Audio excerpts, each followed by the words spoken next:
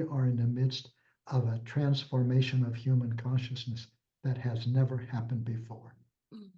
And I tell you, the important things in your life, and they're all important, are decisions you must make. The intellect has nothing to do with spiritual development. The heart has everything to do with it.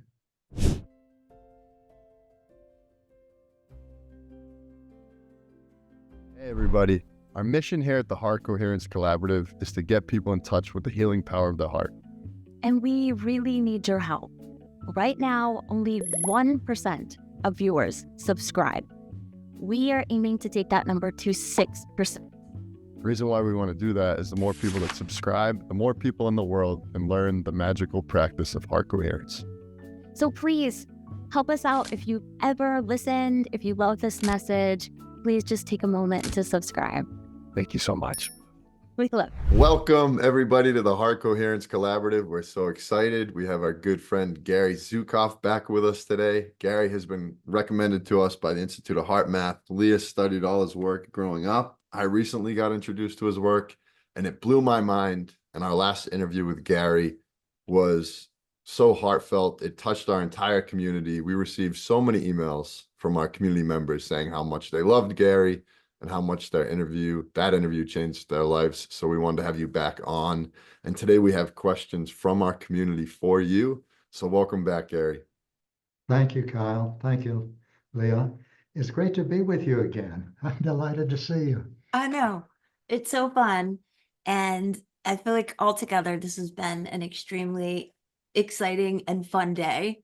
And I think you're one of those people that I can tell, like if there's like these little mishaps, there's no stress that I feel from you. And I wonder if you could talk more about how you live in a way in a world where it could feel like there's things going wrong, there's things you don't like that are happening, how we can really free ourselves from stress and what the true cause of it is. The true cause of it is fear. Stress is another way of, it's another expression of fear. So in order to challenge a fear, it's necessary to really understand it. Well, pardon me, there we go. In order to challenge your fear, it's necessary to become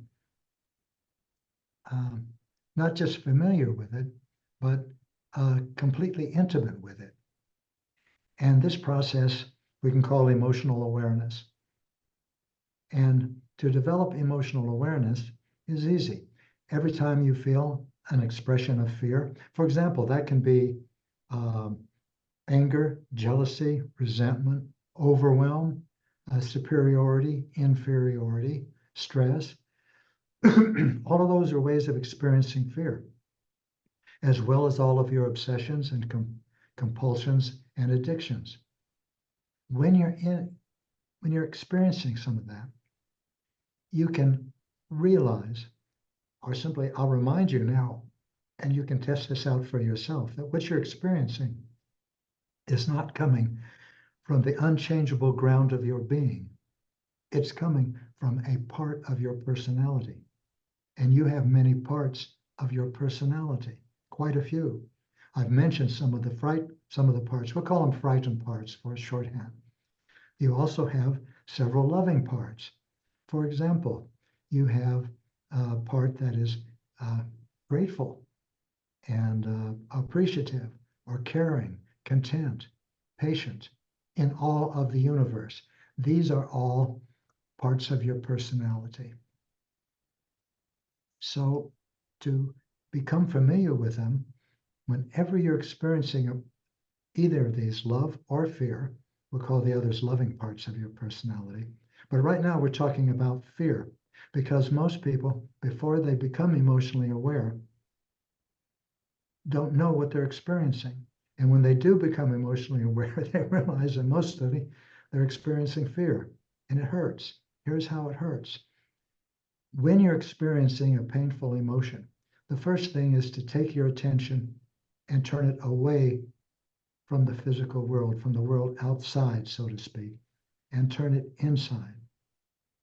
And when you turn it inside, put your attention on, we'll start with these three areas of your body: your throat area, your chest area, and your solar plexus area, which is the area just below your sternum, just below where your rib cage is. Rib cage comes together in the middle of your chest. And look for physical sensations in those areas. Now, by physical sensations, I don't mean happy, sad, joyful, up, down, none of that, none of that. I'm talking about physical sensations. Like when you hit your thumb with a hammer when you're aiming for the nail, that is a physical sensation. Or if you get your fingers caught in a car door, that is a physical sensation. So physical sensations are sensations that ache, throb, burn, sting, stab, feel contracting. Look in your chest area first for anything that is an uncomfortable or painful physical sensation. For example, you might find, now I'm just giving this as an example now, you might find that you have an ache in the upper right-hand part of your chest, or a constriction the size of maybe a ping pong ball in your throat, just above your chest. Or in your solar plexus, you might find that there's a burning across the top of your solar plexus. These are the kind of physical sensations to look for. You can do that now, so you won't get caught up in your thoughts. Do this for a moment. Put your attention first in your chest area.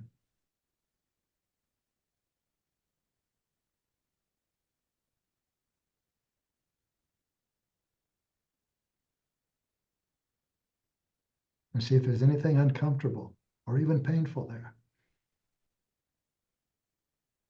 Now put your attention in your throat area. Do you feel any uncomfortable sensations, any constrictions?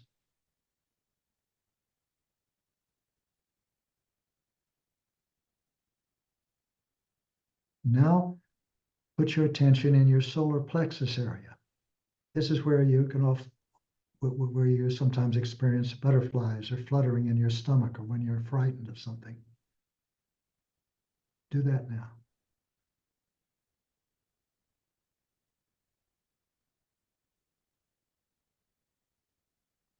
Okay. Now, did any of you feel anything? If you did, please raise your hand so I can see you in your video. Good. Now, for those of you who did, continue to work on this, because it's necessary. Not everyone can do this at first, but all of us have physical sensations in our energy processing centers, and there's 7 of them. There's one at the top of your head, your forehead, your throat, chest, solar plexus, genitals area, and base of your torso. In the East, these are called chakras. Now, these energy processing centers always have energy moving through them. And when they are processing energy in fear and doubt, they create painful physical sensations in their vicinity. So I'd suggest that let's try this one more time. And this time, open yourself even more to doing it. Usually the people that have the most difficult time initially in experiencing their emotions are males, and often they're white, and often they're attorneys or mathematicians. They don't have very much in their heads. So put your attention again in your chest area. See what else you can find there.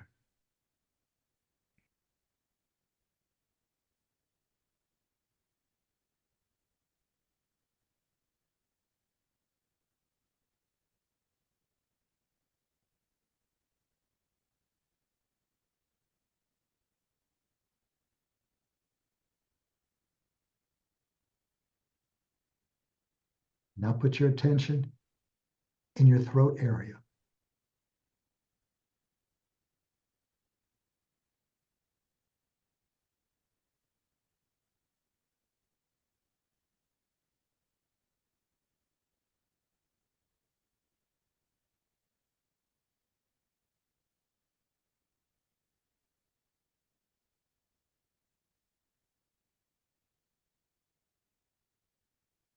Now put your attention in your solar plexus area.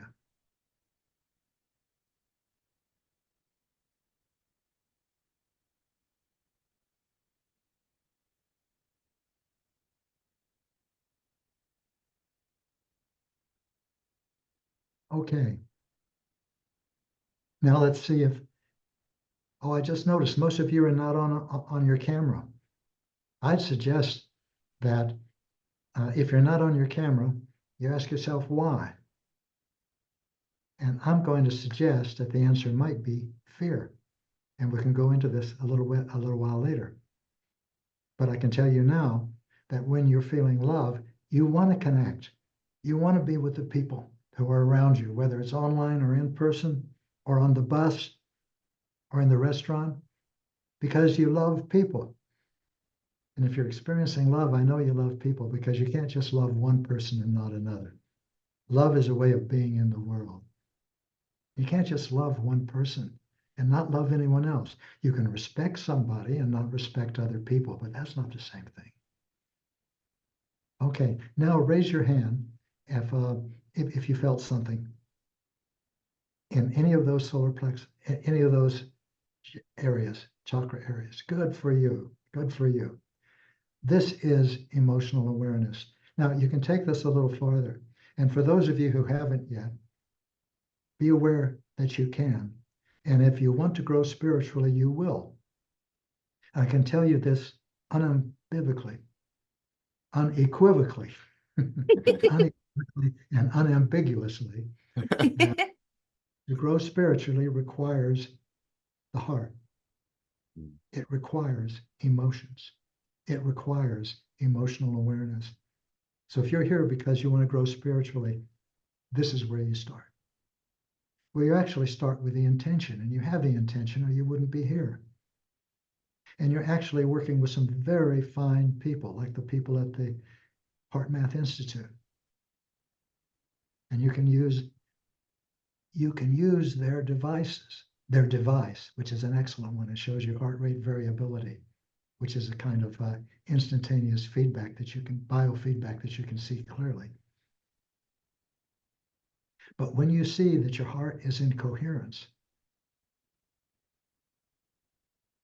that is the experience of a loving part of your personality. And when you see that your heart rate variability is jagged and it's all over the place, so to speak, that's fear. Now you're discovering an even more intimate way than that device. And I recommend the device for those of you who can use it and who want to. But you all have emotional awareness. And that's what we're developing now. Awareness of your emotions in terms of physical sensations in your energy processing or chakra areas.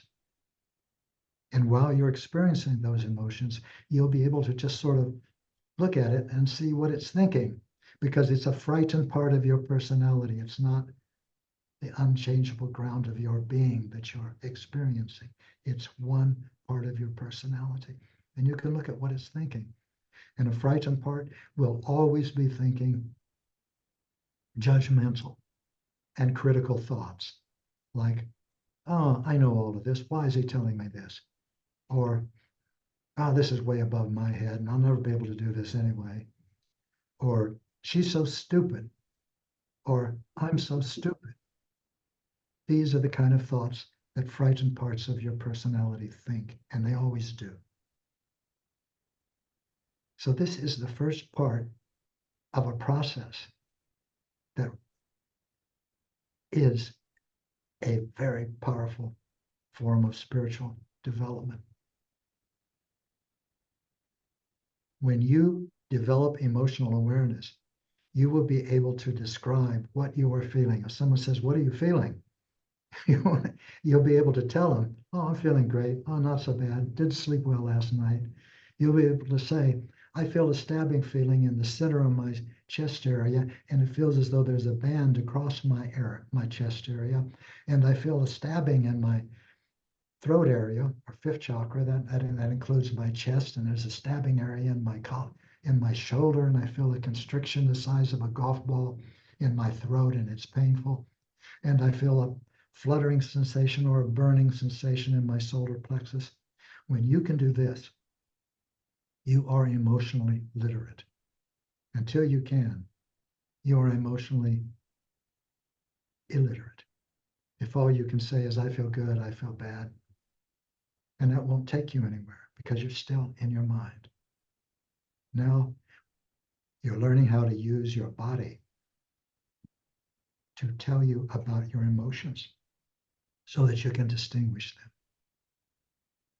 And when you find painful physical sensations in your energy processing centers, you know you're in fear. And this is good information to know. It's vital information because if you act on that part of your personality, before you develop emotional awareness, you think that and you experience that the things that your frightened part is feeling, whether it's anger, jealousy, resentment, you think that's what you're feeling, but it's not. It's what a frightened part is feeling. And as you learn how to recognize these frightened parts, you create a little distance between you and that part. And that is what enables you to do something you couldn't do before, and that's make a conscious choice. Before, when you're unconscious and you're angry, anger comes up, you shout, you withdraw, you do all those things, and you create painful consequences in your life. People don't want to be with you. They won't be intimate with you. And you'll feel lonely and isolated because you are. So if you know that you're in fear, you can do something about it. This is what you can do. Use your volition, your free will, to move your attention to a loving part of your personality. So go to a part of your personality that you were in when you knew you were loved or loving. There was no doubt about it.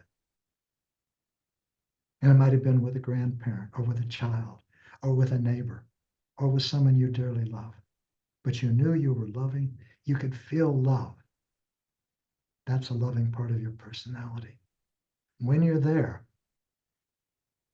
decide, make the choice to speak or act from that part of your personality, the loving part, rather than the frightened part, while you're feeling the painful physical sensations in the frightened part and seeing its judgmental thoughts. That is the moment of creating real power in your life, authentic power. And this is how it's done. And as you do that again and again and again, you begin, that frightened part of your personality begins to lose its control over you. It still comes, still hurts, still thinks it's judgmental thoughts, but they don't penetrate you as much as they did before.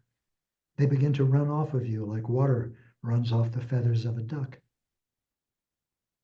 And as you do this again and again over time, that frightened part of your personality begins to lose its control over you. And eventually its control over you disintegrates. And as it does, the loving parts of your awareness fill your field of vision more and more. That's creating authentic power. I'm sharing it with you not because I feel this is the only way to grow spiritually. There are countless ways to wisdom and to the heart. That's my greatest joy. Which one is yours? But no matter which one yours is, the bare bones of self-transformation is this. You have to know what it, first of all, you have to want to change something about yourself. And you have to know about it before you can know that you want to change it. And then you have to have the intention. In other words, creating authentic power is the ability to distinguish between love and fear in yourself all the time, no matter what's happening inside you or what's happening outside of you. What's happening inside of you may be a frightened part of your personality that's terrified or depressed or suicidal or just jealous, not just jealousy is a corrosive, painful experience. And so is resentment. Mm. When you know these things, you can challenge them. When you feel the physical sensations in your energy processing centers and see the judgmental thoughts of a part of your personality, then you can challenge it using a responsible choice. That is a choice that creates consequences for which you are willing to assume responsibility.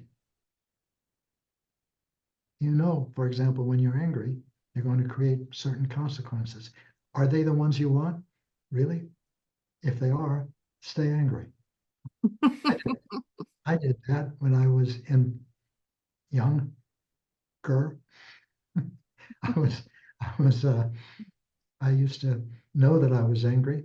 I'd flaunt it. I'd tell people when I talk to, yeah, I'm angry, put that in your pipe and smoke it. But all that did was separate me from people. I was lonely and angry. I was very frightened. I was so frightened I didn't even know I was frightened. You know there's a name for that, a street name? You know what it is? Macho. That's what I was. I was macho. I was so angry that if somebody said, Gary, you know, the reason you want to be a paratrooper and the reason you're going to be a Green Beret is because you're frightened. Oh, I would have exploded. Me? Frightened? Me? You're talking to me? That's what a macho is. Fear, pure fear, but unconscious fear.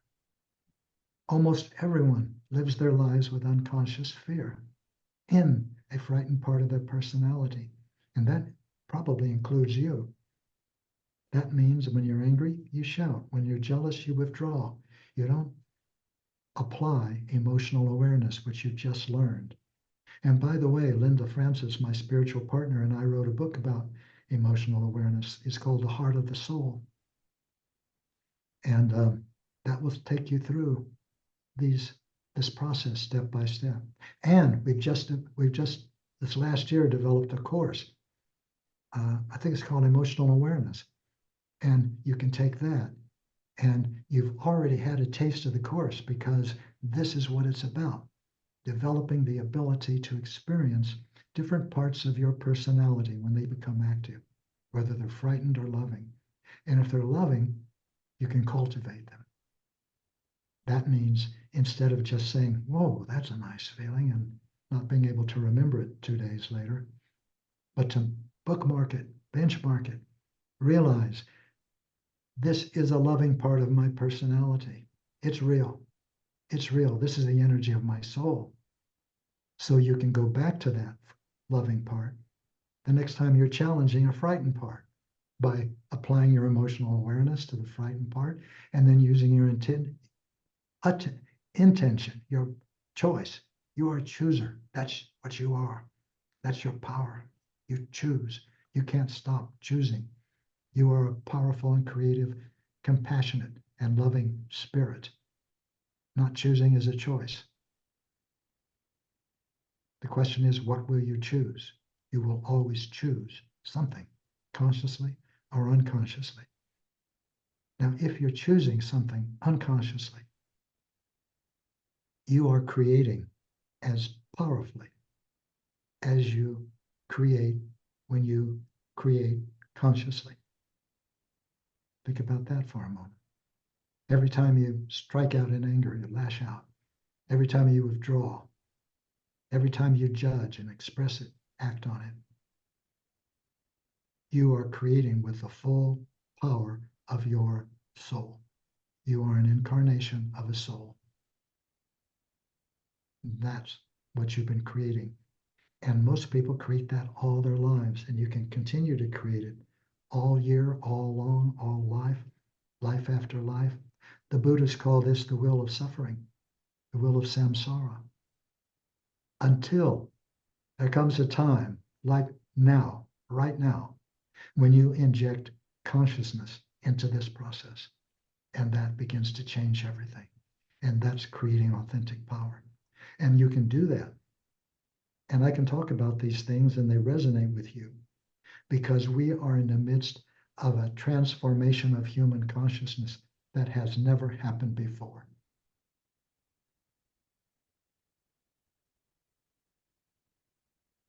The old consciousness is limited to the five senses. In other words, nothing that can't be seen and touched and heard and felt and tasted exists. It's considered fantasy, hallucination, delusion, New Age puff. So you won't be able to discuss these things like we're discussing now with someone who still has the old consciousness. And that's quite a few of us. It's not because they're inferior to you or you're superior. Neither of those is true. It's because they don't yet have in their experience anything that they can anchor or attach to what you're sharing. This transformation of consciousness is this. It is not the magnificent, unprecedented, epic event is that the entire human species is acquiring this consciousness in a very short period of time. 3 generations. The old consciousness that was limited to the 5 senses evolved over 300,000 years. 300,000 years. And now our consciousness is transforming within 3 generations. That's faster than an eye blink. That's faster than a heartbeat in our previous understanding of evolutionary time. And you and I and all of us are in the midst of it. We're about midway through those 3 generations, which means there are hundreds of millions of us that now have the new consciousness. Billions of us. But there are probably about that many that are still in the old consciousness that's limited to the 5 senses. The understanding and the experience of power in the old consciousness is manipulation and control. If you have more ability to manipulate and control, you're more powerful. If you don't, you're less.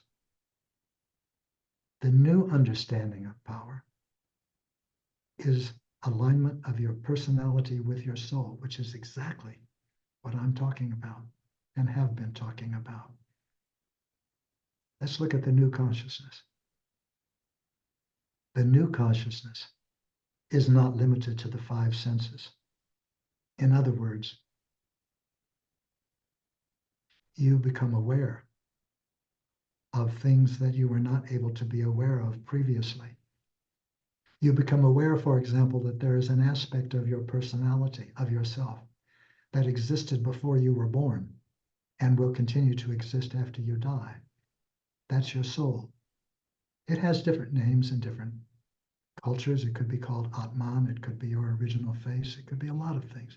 Not your original face. That's a Buddhist term, and we'll get to that if you want.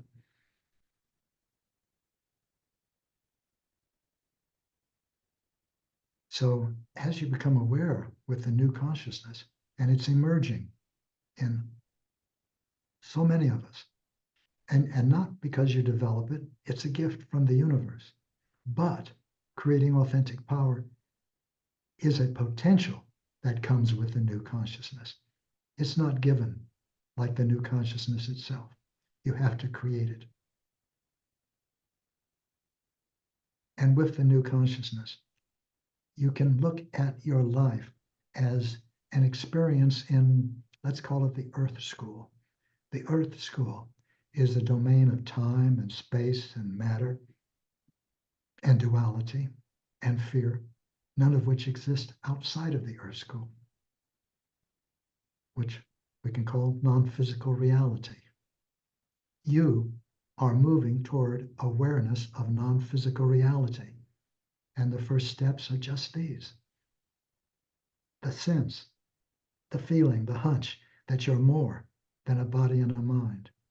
And you're having that sense or that hunch because it's true. You are. You can know things about other people that the 5 senses haven't told you about. You can pass someone in an aisle in a supermarket and you know this person is hurting. This person is getting a divorce. So how did you know that? It's because you're multisensory. When you're multisensory as you begin to have a sense that the world is not random the way you might have thought before. It's meaningful. And you can learn about yourself from it, not about other people, about yourself. That's a multisensory perception.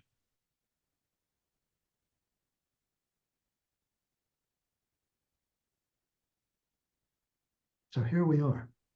Now we're talking about love. We're talking about the heart. We're talking about spiritual growth. You can see they're all inseparable. Your spiritual growth is a movement toward love. Everything that happens to you in the Earth School happens for a reason. And that reason is your spiritual development.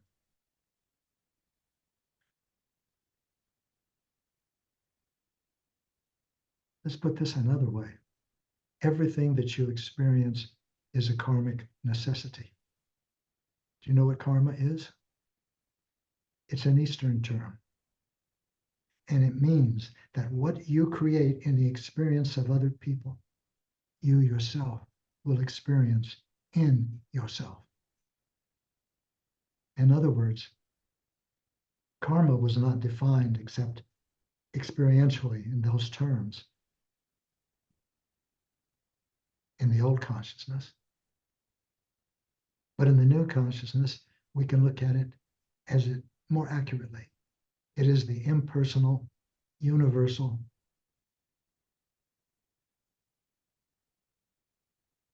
teacher of responsibility. Once you know that what you create in the world, you experience, that's karma. And if you really pay attention to the possibility that that it exists and is functioning at this moment, you'll start to pay more attention to what you're creating. And that means more attention to your intentions. And your intentions in the Earth School are love and fear.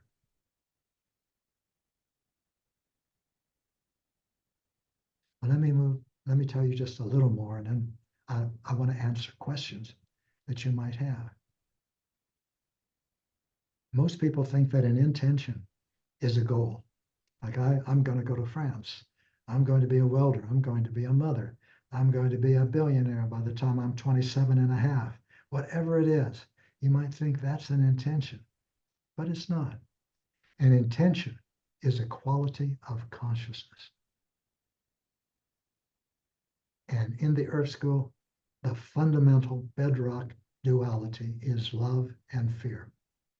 Those intentions, love and fear, are each a quality of consciousness.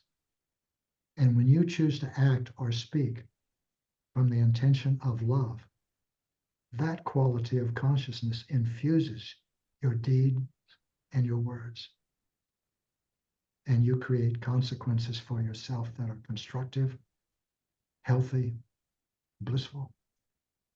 And when you speak or act with the intention of fear, that is the quality of consciousness that infuses your deeds and your words. And the consequences you create for yourself are destructive, unhealthy, and painful. All of this is what I suggest to you. You can find it all, or ways to support you, on a website that we created called seatofthesoul.com. That's SEAT, like what you sit on, of the SOUL, like what you are. And there's free things on there, there's courses on there. It's all to benefit you. And I enjoy being part of it too. And so does our support team and the people that created this and are still creating it. So do you have any, if it's all right with you, Kyle and Leah, I'll just say, do you have any, or invite any questions that any of you might have? Yeah, we've had some come in already prior to this, but one that just came up for me was, I'm just curious, in like 2 decades from now, will everybody be multi-sensory, and what will that Earth look like? I don't know if it's 2 decades or 3 or 4, And the answer is yes. But what will it look like since you're becoming multisensory? Look inside you to answer that question. Also, will everyone in that period of time be authentically powerful? No, because you have to create authentic power. Authentic power is another way of saying love. Your curriculum in the Earth School is love. Not love that you find, that you stumble upon, that you fall into, or that you discover, but love that you choose, love that's chosen by you. Did that answer the question? Yeah, sure. So we do, like we said, have some questions from people.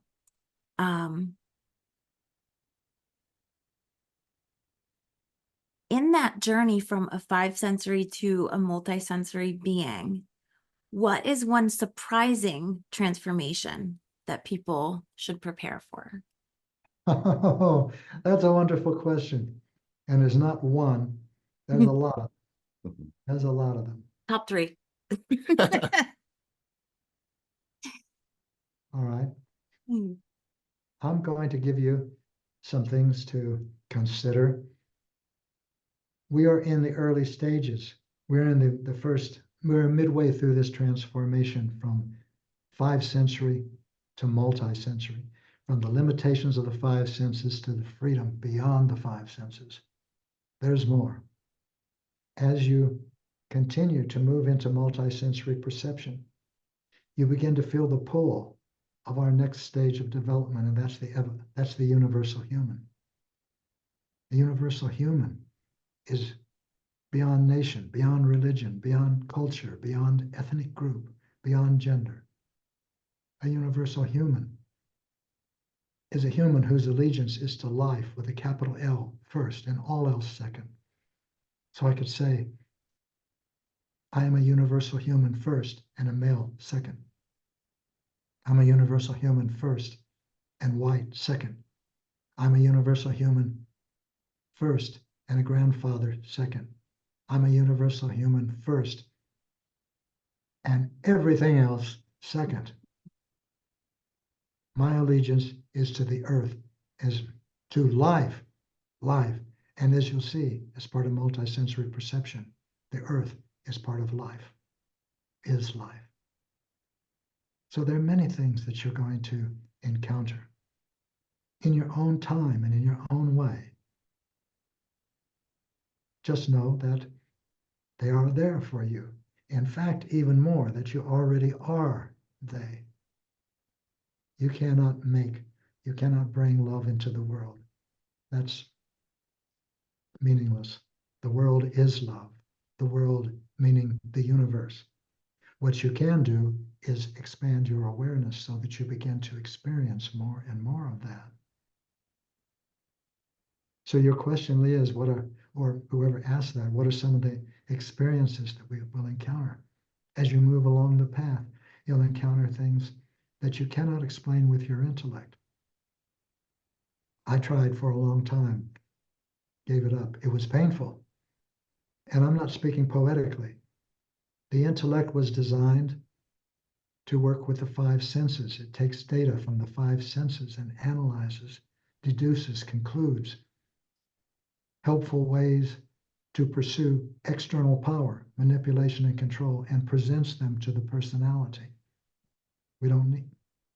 Now, the pursuit of external power produces only violence and destruction.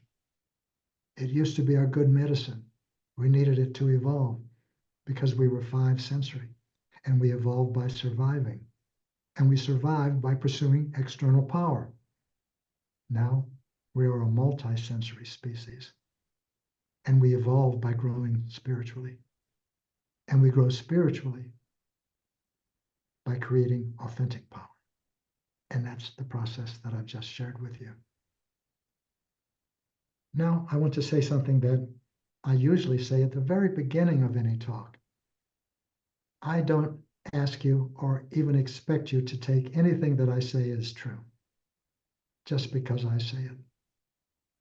And I suggest that you don't take anything that anybody says is true just because they say it, even if they've written books, have a television show, have a congregation. Instead, see if there's anything that you resonate with in what I've said. And if there is, then experiment with it. Try it on in your life and see what it produces. And if what it creates is something you want more of, experiment with it some more. Experiment with your life. That's one of the things you have it for. As you move toward love, your consciousness begins to change. You become able to consult non-physical teachers. That's intuition. Intuition is the voice of the non-physical world.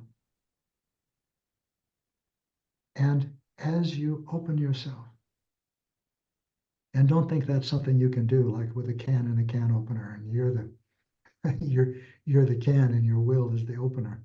But you can be open in your orientation and excited about your life, and without needing to push yourself toward this thing called spiritual development. Can a flower will itself to bloom? You can't either.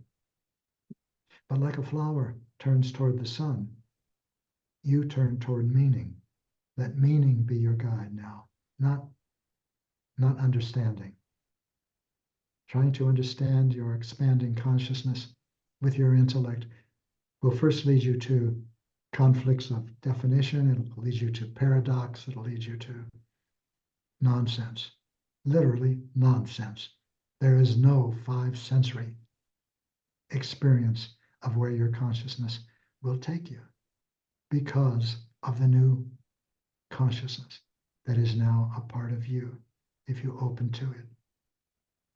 That means aligning your personality with your soul. The loving parts of your personality that I mentioned, gratitude, appreciation, caring, those are experiences of your soul. When you experience gratitude, you are experiencing your soul. That's the energy of your soul.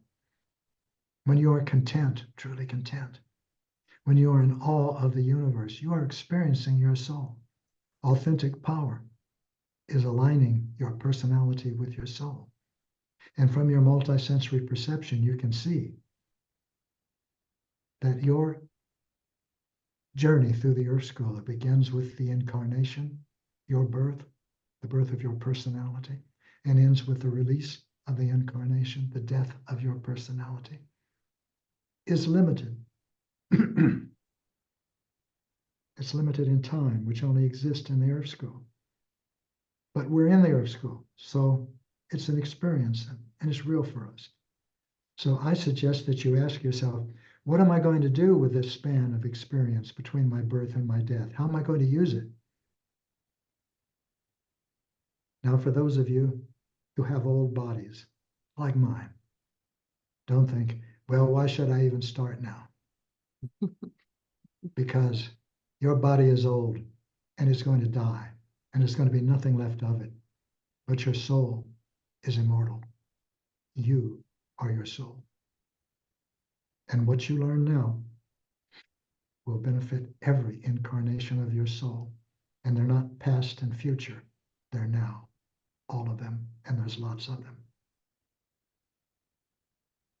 Anything that you can think of that will keep you from wanting to grow spiritually, from wanting more meaning and substance and depth in your life, to keep you from loving, is fear. Use what you know now about fear. It comes from a frightened part of your personality, a part of your personality. The entire realm of fear is an illusion. It doesn't exist. If it did, John Lennon would have written a song called All You Need Is Fear. That's absurd. We laugh at it because we know that's meaningless. All you need is love, because love is what's real. That's why pursuing fear can't lead you where you want to go, to meaning, vitality, purpose, creativity. There's nothing in it for you except learning. Everything that happens in the earth school happens for your benefit, for your spiritual growth. So you experience your karmic necessities as they arrive. And you choose. If you choose wisely, you create authentic power by attending to the loving parts of your personality. But even when you choose the frightened parts, consciously or unconsciously, and create destructive consequences, there is learning in all of them. But that's a longer road to travel and a bumpy road, painful. Every time you choose love instead of fear. In a way, you could say it's monumental, yes, but it's not. It's simply making a choice to create a different set of consequences.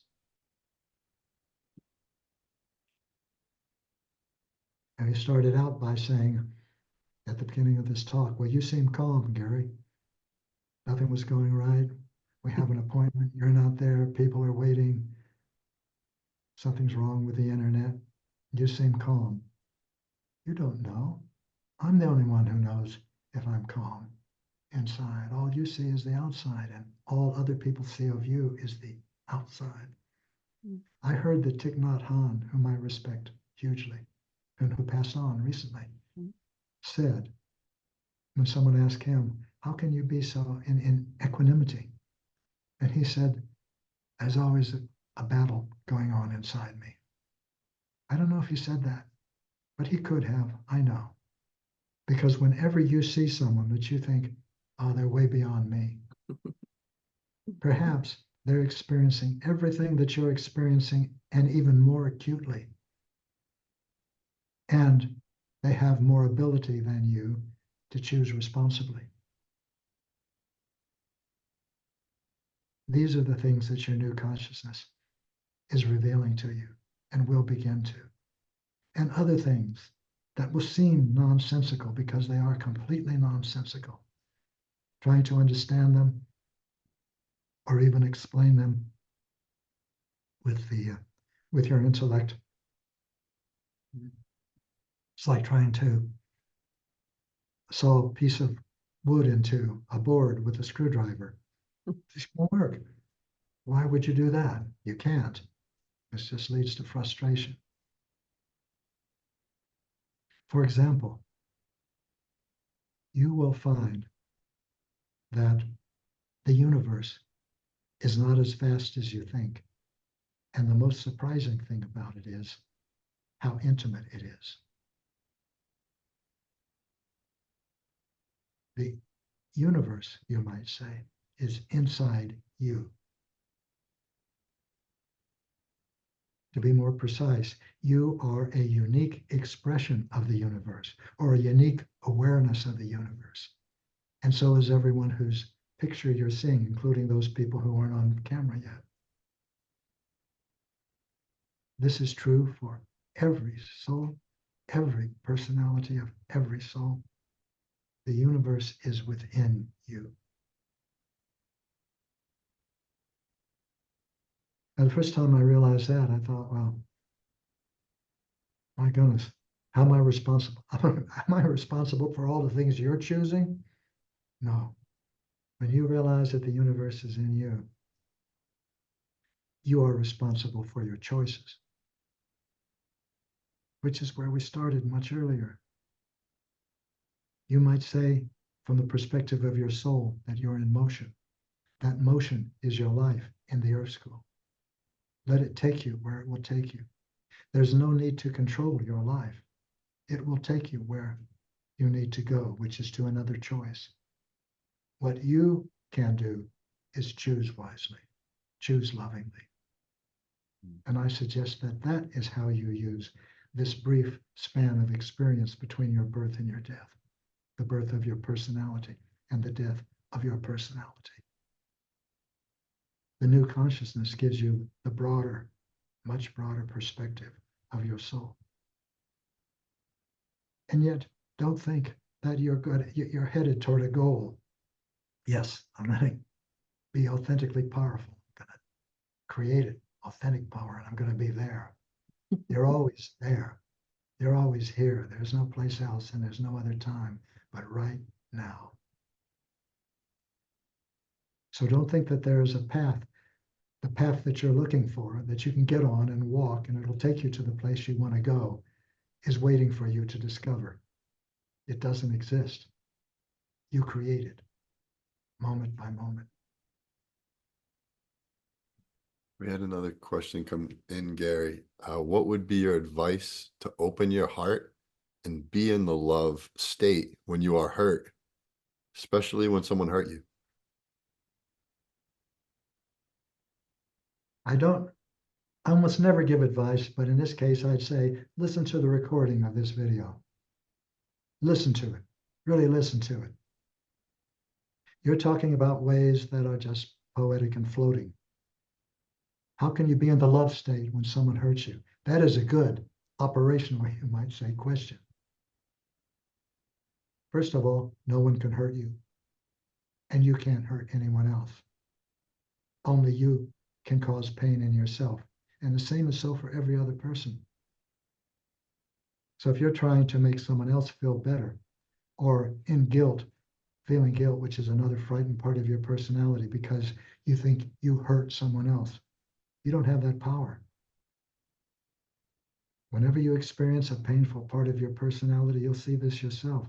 Remember, the first step would be to look away from the world at what you think is hurting you. That's the illusion, that your pain is coming from the world outside. And so to get out of your pain, you need to change the world outside. And that is the pursuit of external power. And that is what produces only violence and destruction now. So how can you get into the love state? That's a pretty good way of approaching love. It's not an emotion. It's a way of being. But you're not in love if you're not loving the person that you think, quote, hurt you. It's impossible because they didn't hurt you. When you're in a frightened part of your personality, you're living your life as a victim. And it's so painful because you can't do anything about it.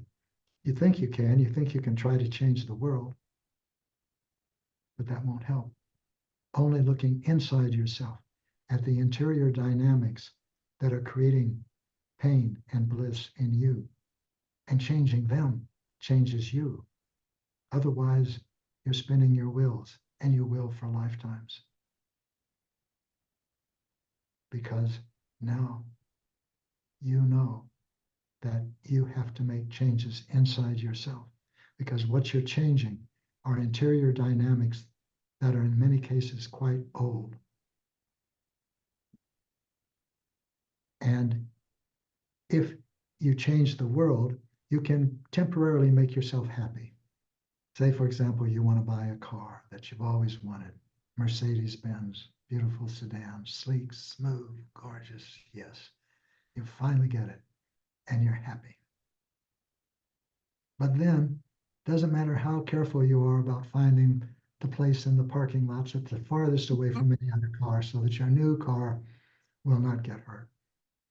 Someday you walk up and somebody has scratched the whole side of it with some keys, or they've run into it with their car, and you plunge into despair and remorse and grief and loss.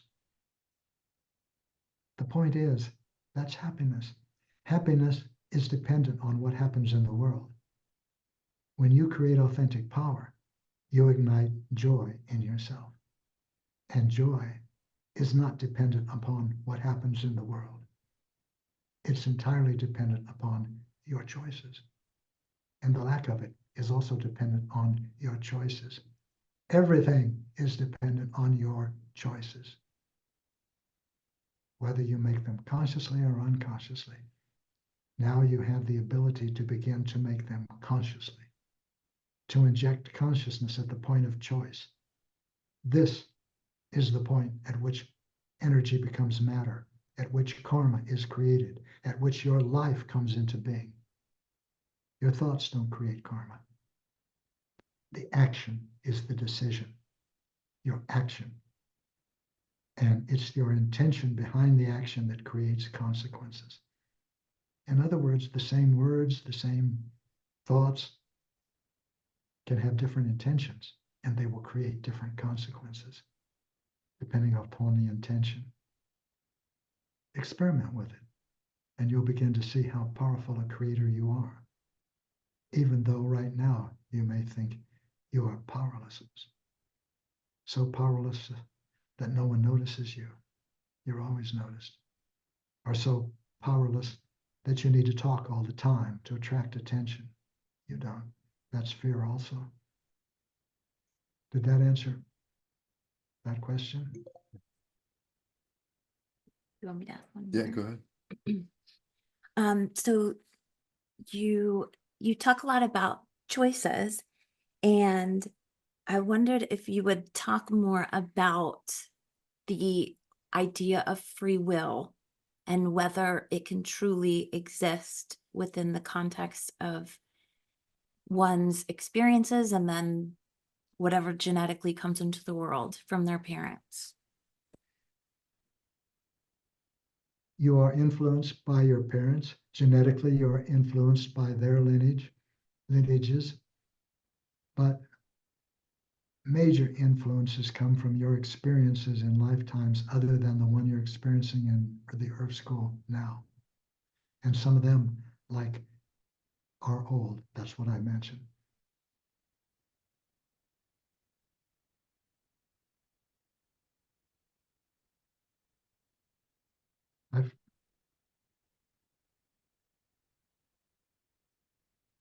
Suppose I were a centurion in ancient Rome. That energy can step into my life now and want to hold a modern weapon out of curiosity. You are much more than you think. And now, with the new consciousness, you can begin to explore assertions such as this and see for yourself. Would you ask that question again, Liam? Yeah. So it's kind of a hotly debated thing of whether free will actually exists. Free will, yes. Thank you. Free will. You need to decide that for yourself. That's a decision you will make. I had and still do, have a non-physical teacher that's been a mentor of mine for 40 years. And I asked it one time, I asked it one time a question like this. I never asked before or since. How do I know I can believe what you tell me? And it said, that's a decision you must make. And I tell you, the important things in your life, and they're all important, are decisions you must make. You can read Descartes, you can read Spinoza, you can read anybody you want, including what you write, but you decide. So, can you trust what I'm saying? You need to make that decision. I've suggested that you experiment with what you resonate, if you resonate with anything, and use that as part of your decision-making process. That's so powerful that you do that. That you make us answer our own questions. That's the coolest thing that anyone's done on these interviews, is they make us answer the question ourselves. I love that so much. Would you say that again, Kyle? I want to make sure we're on the same page. Yeah, I just love that you force us to answer the question ourselves. That's the most, meaningful thing that anyone could really do. Thank you, but I don't force anyone to do anything. That also is beyond my power. My power is to make choices for me. Yeah. That will affect. What will they affect? That's a good question. They will affect the universe. When you make a choice to act in love or to act in fear, you are making a choice of energy that permeates you, permeates the action, permeates the collective in which you are participating, permeates the Earth School, permeates the universe. It goes to the farthest extents of the universe, except the universe has no extents. And as you continue to move toward who you are, there comes a point at which you disappear. you think that this is happening to you, or you are having an experience. But at a certain point, I suggest this: you are your perceptions. Your perceptions are not happening to you. They're not something that you're experiencing. You are your perceptions.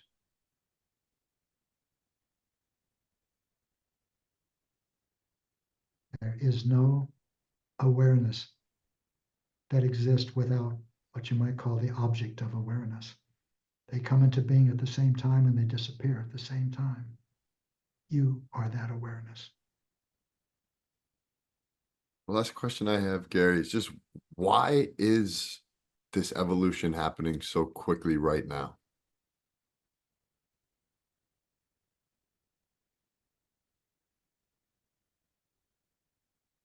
Well, there's different ways of answering that. One is that there are 3 cycles that are coming to completion and therefore beginning at the same moment. And that happened a little while back, about a generation and a half ago. But the real reason is, from my perspective, I don't know. And as I suggested earlier, the time has come for the cessation of understanding and instead to focus on the giving and sharing of joy. Because your understanding will lead you nowhere. That's significant now. The intellect has nothing to do with spiritual development. The heart has everything to do with it. And your intentions and your choices show you the mechanism of the soul by which it comes into the earth school. And your goal in the earth school is to bring the energy of your soul fully into the earth school through you, through your personality. That's an authentically powerful personality. And an authentically powerful personality is one in which you cannot tell where the personality ends and the soul begins. And the energy of the soul flows through the energy like the breath of a musician through a flute.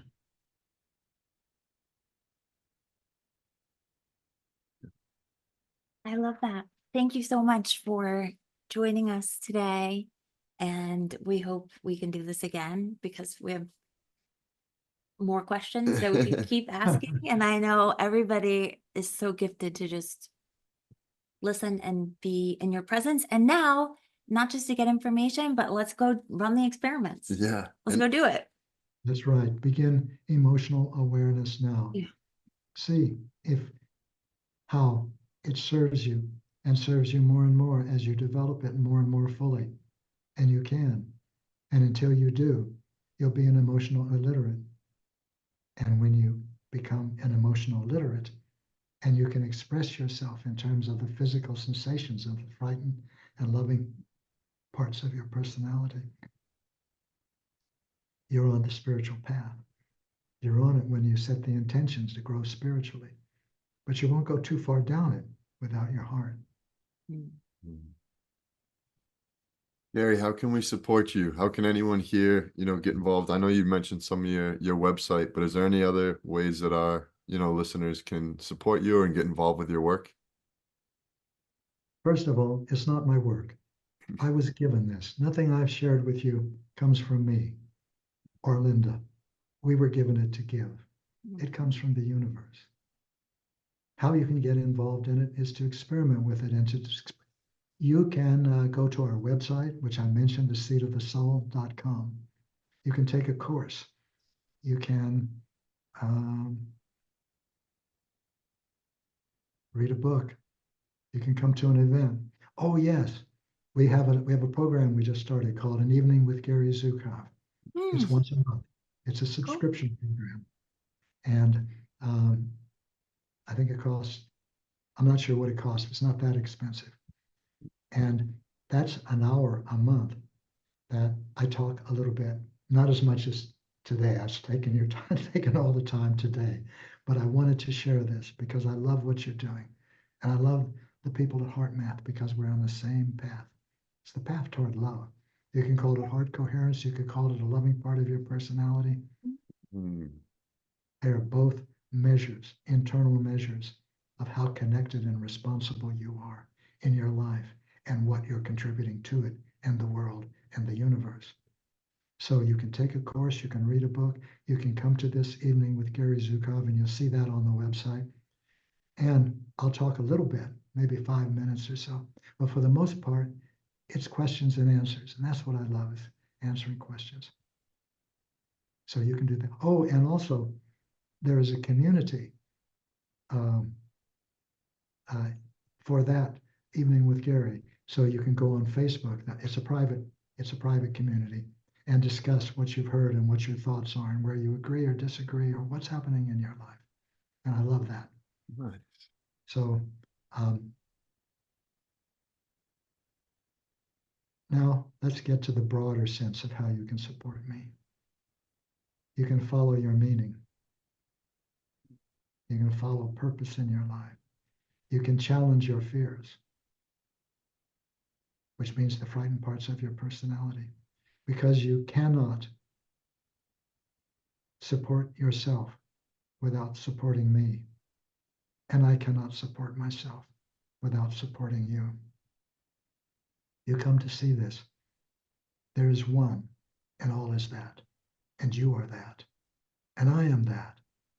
There's nothing that's separate from the universe, and you're not separate from the universe, and I'm not separate from the universe, and we are not separate. Everything that I do supports you. Everything that you do supports me, because there's no difference between us. The earlier question is, where is the new consciousness leading us? I don't know beyond this point, but I know up to this point. That's what I love sharing with you. Awesome. We'll have all that information down below, and we'll also have a link to the device that Gary was talking about, which is an inner balance, which can really help with helping you build emotional awareness and then being in those states of gratitude and appreciation that are really connected to your soul. So thank you so much again, and we're sending love to everybody. Thank you, Gary. Thank You're you. welcome. We love It's you a all. joy. It's a joy to be here.